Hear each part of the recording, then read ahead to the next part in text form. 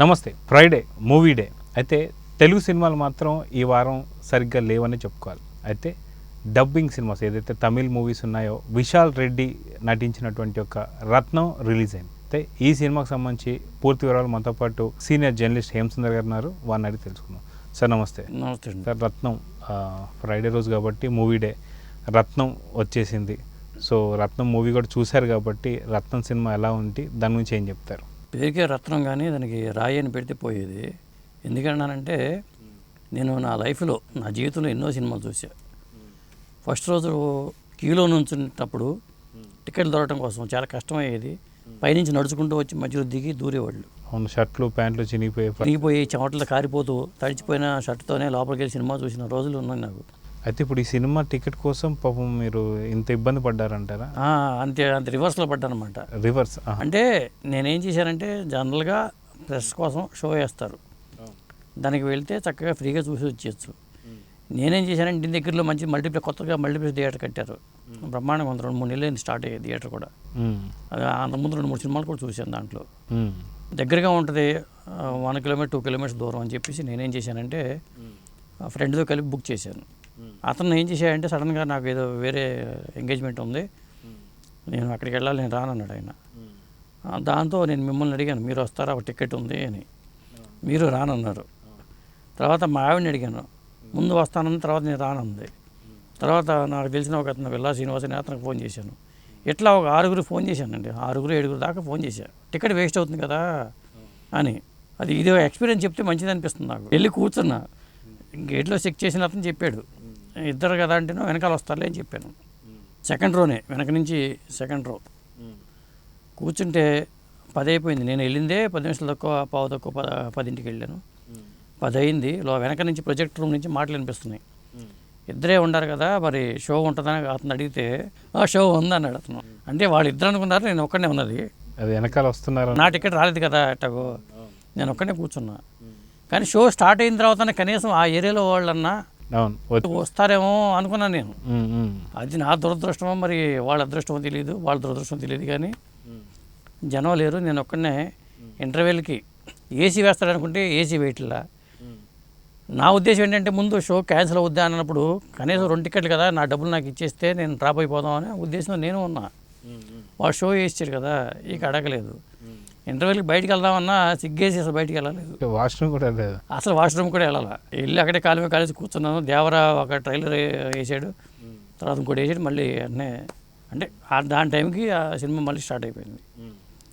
మొత్తానికి సినిమా అయిపోయిన తర్వాత అయ్యే వరకు కూడా అదేంటంటే నన్ను ఎక్కడ డిసప్పాయింట్ చేయకుండా మధ్యలో సినిమా ఆపేస్తాడు అనుకున్నాను నేను. ఎందుకంటే వాడికి విసుగు పుట్టి మెయింటెనెన్స్ ఖర్చులు రాక, సార్ ఏమనుకోమాకండి, మీరు డబ్బులు ఇచ్చేస్తాం అంటాడేమని అనుకున్నా, మధ్యలో అంటాడేమో అనుకున్నా, కానీ అనలేదు. సినిమా మొత్తం వేసేటండి. అది నిజంగా నా లైఫ్లో మొట్టమొదటిసారిగా రిలీజ్ ఆ సినిమా కూడా ఇవాళే రిలీజ్ కదా.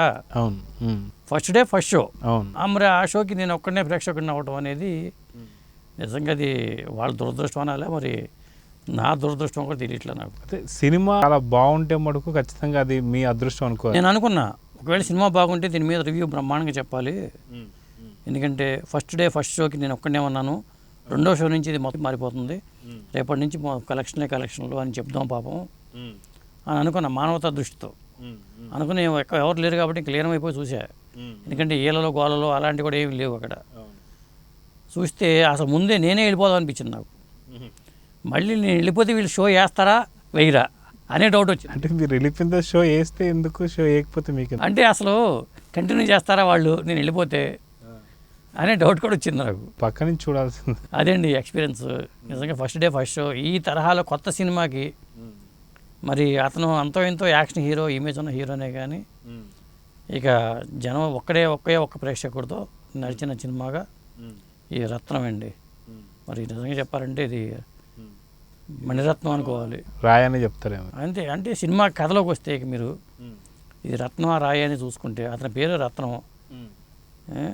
సినిమా స్టార్టింగ్లోనే సముద్రకన్యని ఎవరు చంపడానికి వస్తే, కొట్టడానికి చంపడానికి వస్తుంటే కుర్రాడు ఏం చేస్తాడు, అక్కడ పక్క రోడ్డు మీద పడుకుని, ఒక అనాథ అనుకోవచ్చు, తల్లి లేదు, పడుకుని అక్కడ పడుకున్న పక్కన కత్తి తీసుకెళ్ళిపోయి ఆ విలను లేడీ ఉంటే ఆ లేడీని చంపేస్తాడు. చంపించినప్పుడు జైలుకి వెళ్తాడు. అప్పుడు ఆ పన్నీరు, సముద్రకన్య పాత్ర పేరు పన్నీరు. అతను ఏంటంటే ఈ కుర్రాడిని ఆళ్ళమానం చూసుకుంటూ ఉంటాడు. అతను ఒక రాజకీయ నాయకుడే, అతను కబ్జాదారుడు, అతను కూడా రౌడీనే. కాకపోతే ఇక్కడ వ్యవస్థలో 60% ఇట్లాంటి మా అవినీతి పరులు ఉన్నారు, 40% మంచివాళ్ళు ఉన్నారు. ఈ 40% కాపాడుకుంటూ మనం కూడా చేసుకోవచ్చు అనే కాన్సెప్ట్లో ఇతను ఉంటాడు.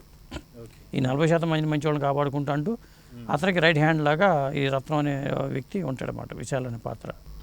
అతనికి అనుకోకుండా ఒక అమ్మాయి తారసపడుతుంది, ప్రియా భవాని శంకర్ ఆ పాత్ర పోషించింది. ఇక ఆ అమ్మాయిని కాపాడతాడు ఇతను.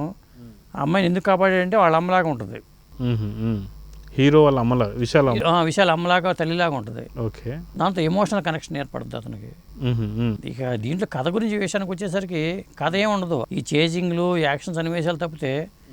అంటే నాకు ఏమనిపించిందంటే ఆ సినిమాలో కథ అనుకుంటాం కానీ కథ లేకుండా కూడా సినిమా తీయవచ్చు అని ఈ సినిమా చూసి అనిపించింది. ఎందుకంటే స్టార్టింగ్ సన్నివేశం నుంచి చివరి వరకు కూడా కొట్టుకోవడాలు చంపుకోవడాలు తప్పితే ఏమీ లేవు. అన్ని యాక్షన్ సన్నివేశాలే కదా, కథ నడవట్లే అక్కడ. ఆ అమ్మాయికి ఏదో ల్యాండ్ ఉంటుంది, వాళ్ళకి అబ్జర్వ్, అది తమిళనాడు బార్డర్, ఆంధ్ర బార్డర్లో ఉండే ఊరు, తిరుపతి దగ్గర తమిళ బార్డర్లో ఉండే ఊరు. ఇక్కడ పోలీసులు, అక్కడ పోలీసులు, ఇక్కడ వాళ్ళు, అక్కడ వాళ్ళు పెట్టుకుంటూ ఒక కథని, అక్కడ ఈ అమ్మాయికి సంబంధించిన ల్యాండ్ని అక్కడ వాళ్ళు మెడికల్ కాలేజీ కోసం కబ్జా చేయాలనుకోవటం, ఆ కాన్సెప్టే, ఏమీ లేదు దీంట్లో కథ. దాన్నే 2.5 గంటల పాటు సాగదీసి మన యాక్షన్ సన్నివేశాలతో చంపేసాడని అనుకోవచ్చు. అయితే ఈ సినిమాలో డ్యూయల్ రోల్ ఉంది అని చెప్పేసి అంటున్నారు, అది విశాల్దా లేకపోతే ఇంకెవరిది అనుకోవచ్చు? హీరోయిన్ది డ్యూయల్ రోల్, విశాల్ ఏం కాదు. ప్రియా భవాని శంకర్ ఏంటంటే ఇతను తల్లిగాను యాక్ట్ చేసింది, అదేంటి తెలియదు, ఇక్కడ లాజిక్ లేదు. రక్త సంబంధమో కాదు, పోనీ చివరిలో రక్త సంబంధం ఏమైనా పెడతాడా, పోనీ విశాల్కి చెల్లెలు అవుతుందా అని అనుకుంటేనేమో విశాల్, ఆ అమ్మాయి ఏమంటుంది, పెళ్లి చూపులు ఏర్పాటు చేస్తే నేను ఇతని రత్నాన్ని పెళ్లి చేసుకున్నాను అంటుంది. అదేంటమ్మా నువ్వంటే నాకు ఎంతో ఇది, నాకు అసలు నిన్ను ఆ దృష్టితో నేను చూడలేదు అని చెప్పేసి, అదే నువ్వు నా తల్లిలాగా ఉన్నావు అనే ఉద్దేశం, అంతే నేను అట్లా చూస్తున్నాను అంటాడు అక్కడ. చివరిలో కూడా అదే పరిస్థితి జరుగుతుంది అనుకోండి, మళ్ళీ జరిగి వెళ్ళిపోతాడు, అమ్మాయికి పెళ్లి చేసుకో, ఏమంటాడు, నీకు పుట్టే పిల్లవాడికి కనీసం నా పేరు పెట్టుకో అంటాడు. మరి అదో సెంటిమెంటు. ఎందుకు పేరు ఏమో మరి, రత్నం లాంటి పేరు కాబట్టి పెట్టుకోవాలేమో. ఇట్లా అసలు సినిమా ఎటు నుంచి ఎటు తీసుకెళ్ళాడు అనేది అర్థం కాలే అసలు ఈ రత్నం. సో ఇప్పుడు నేను అడిగే క్వశ్చన్కి మాత్రం ముందుగానే చెప్తున్నా, మీకు నవ్వకూడదు. ఈ సినిమాకి సీక్వెల్ ఉంటుందా? ఈ సినిమాకి సీక్వెల్ ఎందుకంటే ఉండే అవకాశం ఉండొచ్చు. జరిగి వెళ్ళిపోయాడు కదా, మళ్ళీ వచ్చిన తర్వాత పెళ్లి చేసుకుంటాడా అనే కాన్సెప్ట్తో, మరి పెళ్లి చేసుకోడు కదా, మళ్ళీ జైలుకి వెళ్ళి బయటకు, నాకు అలవాటే జైలు జీవితం, నాకు అలవాటే అని డైలాగ్ వేస్తాడు రత్నం. మళ్ళీ ఏమైనా వచ్చే, కాకపోతే వాడు వేయలే, ఎందుకు వచ్చిన గొడవ అనుకున్నారో ఏంటో, దీనికి సీక్వెల్ ఉంటుందని కానీ ఏమి వేయకుండానే ముగించేశారు. ఇక సముద్రకాని యోగిబాబు పాత్ర, సముద్రకాని పాత్ర మనకు తెలిసినట్లు ప్రియా భవాని శంకర్ కూడా చాలా సినిమాలు చూసాం కాబట్టి, ఆ ప్రియా భవాని శంకరు, సముద్రకాని, అట్లా సముద్రకాని పాత్ర కూడా చాలా మంచి పాత్ర, అతను మంచివాడు కానీ చేశాడు. సమాజానికి విలనే కానీ అతను మంచివాడు. ఇతనేమో ఆంధ్రాలో విలను, అటుపక్క తమిళనాడు విలన్లు ఉంటారు, వీళ్ళకి ఈ ఫైటింగ్సే సరిపోయినాయి, సినిమా అంతా అదే. సో సినిమాలో హైలైట్స్ అంటే ఏం చెప్తారు? హైలైట్స్ దీనికి, ఇంకా ఈ సినిమాకి హైలైట్స్ యాక్షన్ సన్నివేశాలు చూసి, నాకు ఎందుకు చిన్నప్పటి నుంచి యాక్షన్ సన్నివేశాలు ఇష్టం. అలాంటిది ఎంత కొట్టుడు చూసిన తర్వాత యాక్షన్ సినిమా చూడకూడదు అనుకున్నాను నేను.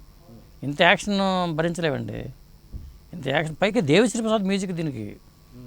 దేవిశ్రీ ప్రసాద్ పాటల్లో ఉన్న పస ఉందా అంటే పాటల్లో పసలేదు, రికార్డు నసే, బీజిఎంలో కూడా బీజిఎం నసే.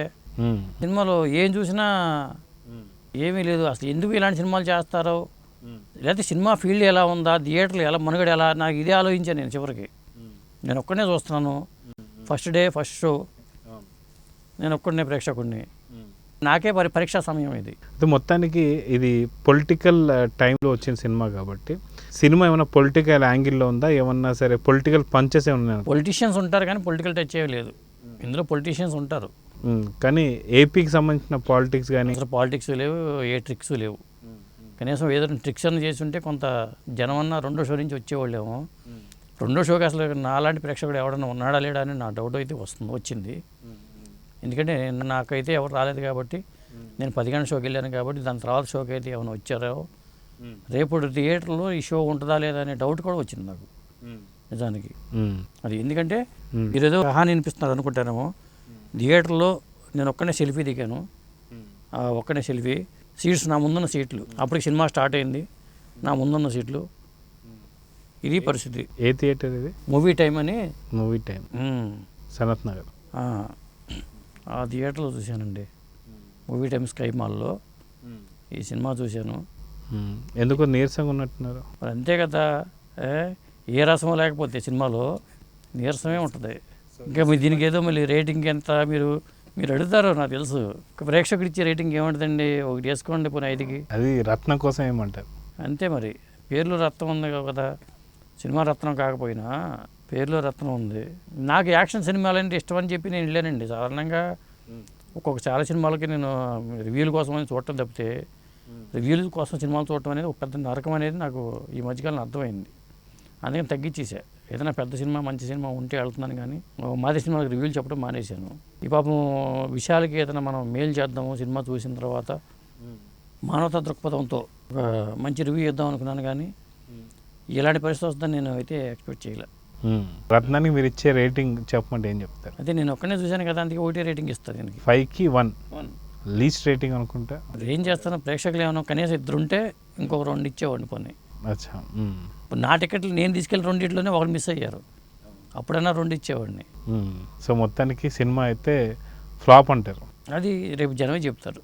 సార్ చూద్దాం సార్. మొత్తానికి సినిమా రేటింగ్ మాత్రం 5కి 1 అని చెప్పేసి అన్నారు. రత్నం కాదు ఇది రాయి అని చెప్పేసి మీరు అంటున్నారు. సో ప్రేక్షకులు కూడా ఈ 2 రోజులు గడిస్తే ఏం చెప్తారనేది చూద్దాం. Thank you sir. Thank you.